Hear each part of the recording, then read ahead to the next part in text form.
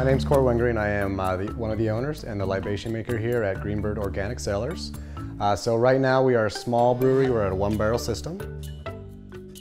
Eventually I'd like to get up to maybe a 3-barrel system. Some of the products we make here are ginger beer. It is a cane sugar alcohol though, not necessarily beer, but it is a product that I don't necessarily have to grow, which gives me the freedom to be able to make that whenever I want. So in the plans in the future, we're going to try to take that maybe a little bit bigger than where we're at now, which is currently just in the tasting room.